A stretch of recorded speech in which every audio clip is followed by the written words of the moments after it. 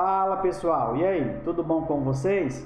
Bom, espero que sim, espero que esteja tudo bem, tá? Mais uma vez estamos aqui trazendo uma nova aula sobre calorimetria que vamos falar mais um pouco, tá bom? Mais uma vez estamos aqui disponibilizando uma aula de física para vocês, tá? Professor Anderson Ximenes aqui na área, tá? Então, se você está gostando das nossas aulas, se você está acompanhando aí, se você já é meu aluno, ou se você está vindo a primeira vez no canal, tá? Se inscreve aí no canal, tá certo? Dá o seu like, se inscreve para ajudar a gente na divulgação dessas aulas para que possa ajudar o máximo número de pessoas, tá bom? Então, dando continuidade, né? Hoje vamos abordar um outro assunto, o assunto de calorimetria, né? Introdução à calorimetria. Então, vamos falar sobre alguns conceitos básicos, alguns conceitos iniciais da calorimetria, tá? Então, vamos lá, vem comigo. Vamos começar aí a nossa aula sobre calorimetria, tá bom? Bom, na calorimetria estamos interessados em estudar ou de relacionar os elementos que estão envolvidos num conceito de energia térmica, tá bom? Vamos trabalhar a ideia de energia térmica, tá? Para que a gente consiga inicialmente abordar essa ideia de energia térmica, precisamos inicialmente entender como se dá essa ideia de se existir a energia térmica, tá bom? Então, para que possamos relacionar isso, vamos buscar ou reutilizar o nosso conceito de temperatura. A temperatura, como sabemos, é o quê? É uma medida do grau de agitação das moléculas, tá? Então, sabemos o seguinte, que a energia térmica é associada à agitação das partículas de um material, ok? Então, quando temos esse conceito, chamamos isso de energia térmica, está associada ao grau de agitação das partículas, tá ok? Quando estamos falando de energia térmica, estamos basicamente associando dois conceitos principais. Quais são esses conceitos principais? Seria a quantidade de partículas que constituem um determinado corpo, tá?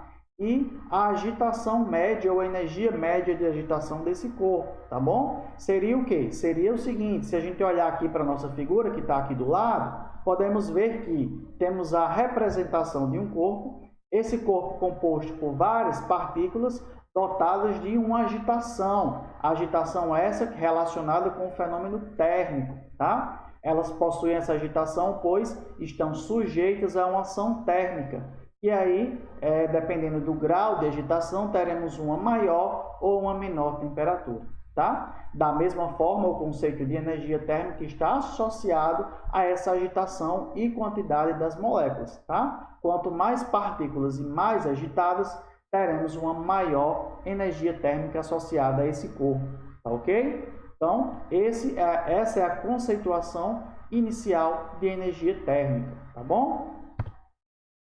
Dando continuidade, precisamos também falar um pouco sobre o conceito de calor. O que seria o calor? Bom, desde já eu trago aqui a ideia de que, muito comumente, as pessoas associam o termo temperatura com o termo calor, tá? E aí, ó, não vão se enganar, certo? E agora em diante, se você cometer esse erro, não cometa mais, tá? Temperatura e calor são duas grandezas diferentes, tá? Temperatura, como já falamos, é o grau de agitação, a medida do grau de agitação das partículas de um corpo, tá bom?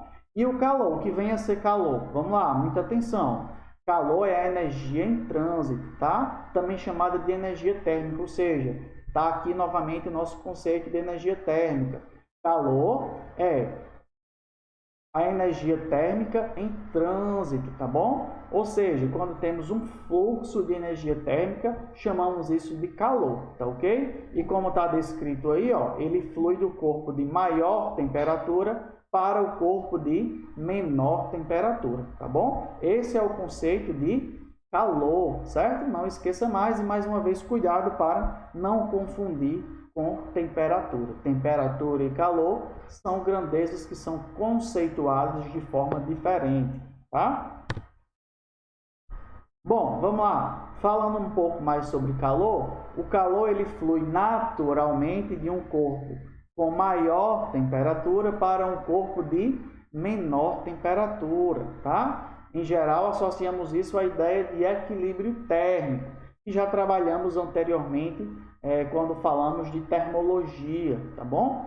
Ou seja, o calor ele tem essa função, ele flui de um corpo naturalmente de maior temperatura para um corpo de menor temperatura, tá? E aí, com essa conceituação, vou dar entrada aqui a uma pergunta para vocês, né? Ou uma curiosidade, tá?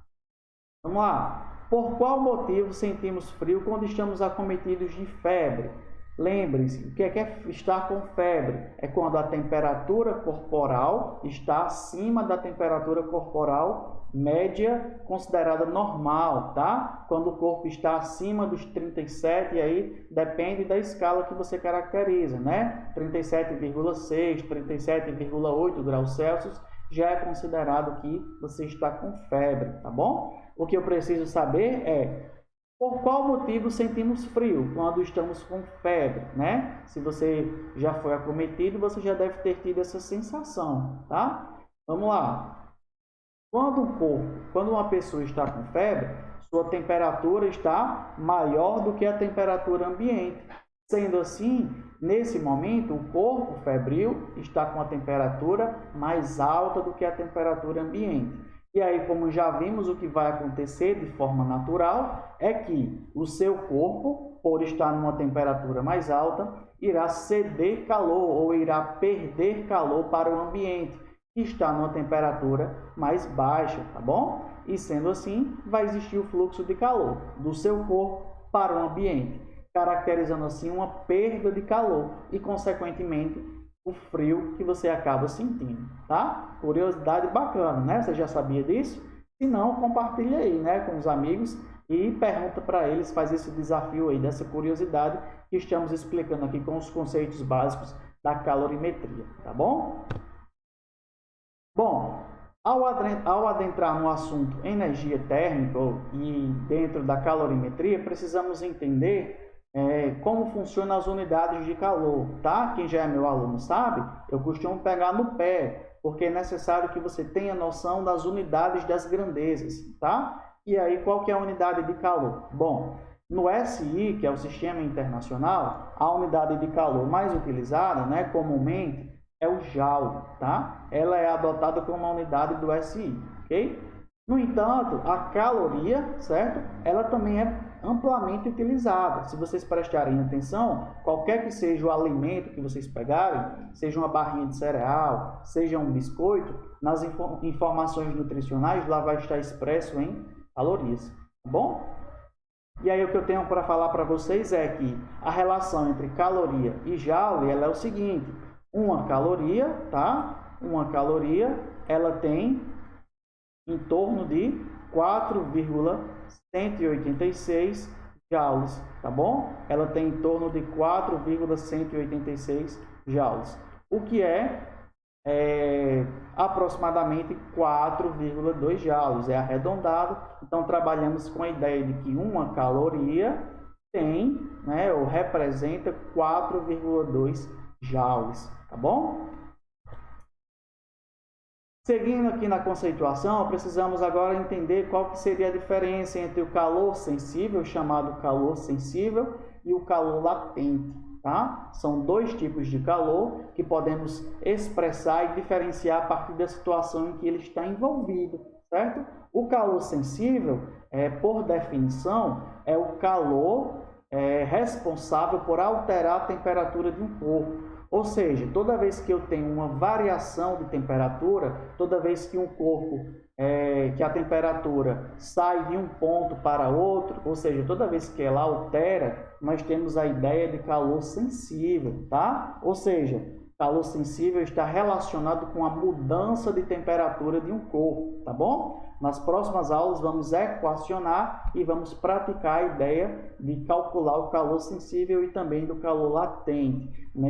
Nessa aula inicial estamos apenas conceituando. Então, anotem aí, calor sensível é o calor responsável pela alteração da temperatura de um determinado corpo, certo? E o calor latente, professor? Bom, o calor latente é um calor relacionado com a ideia da mudança de estado físico, tá? Ou seja, toda vez que um corpo muda seu estado físico, foi necessário que fosse fornecido um determinado calor latente de transição entre estados, tá ok? Um exemplo disso é o seguinte: imagine que temos uma panela e essa panela está recebendo de uma fonte de calor, ou seja, de uma boca de fogão, um calor, certo? Daí então o que acontece? Essa água que está nesse recipiente, ela vai aumentar sua temperatura até chegar em 100 graus Celsius. Quando chegar em 100 graus Celsius, que é a temperatura de ebulição da água em condições ambientes, o que vai acontecer é que a água líquida ela não passa para 101 graus Celsius, ela vai até 100 graus Celsius. Só existe água líquida nas condições ambientes que vivemos até 100 graus Celsius, tá bom? A partir dos 100 graus Celsius, o calor fornecido é um calor que não altera mais a temperatura da água líquida. É um calor que faz com que a água saia do estado líquido para o estado de vapor, ou estado gasoso, né? A água vai entrar em ebulição, tá? Então, a partir do momento que a água ferve, que ela atinge os 100 graus Celsius, ela não ultrapassa e vai para 101. Ela só vai até 100 graus Celsius no seu estado líquido. Ou seja, o calor a partir dos 100 graus não altera a temperatura, e sim altera o seu estado, né? O calor latente ele possibilita que as partículas de água que estão ali se desprendam, tá? E virem vapor, tá ok? Entrem em ebulição. Então, o calor latente está associado com a mudança de estado físico, ok? Bom, vamos lá. Falando agora mais especificamente sobre calor sensível, a variação de temperatura de um corpo é consequência da mudança do grau de agitação térmica de suas partículas. Ou seja, o calor sensível, ele é responsável por alterar a agitação das partículas, das moléculas. E como a gente já viu, isso está associado ao conceito de temperatura, tá? Isso vai fazer com que a temperatura se eleve. A partir do momento que eu forneço calor ou retiro calor, tanto faz, eu estou mexendo na configuração da agitação das partículas e assim estou alterando sua temperatura, tá? Quando eu estou falando de calor latente, ou seja, não existe uma variação de temperatura. O que eu estou fazendo agora é alterar o estado de agregação das partículas. E esse estado de agregação vai fornecer para a gente, vai expressar para a gente se a nossa substância está no estado sólido, no estado líquido ou no estado gasoso, tá? Então, sendo assim, o calor latente é associado com o quê? É associado com a agregação das partículas e, consequentemente, com a mudança entre estados físicos. O calor latente é expresso dessa forma, tá bom?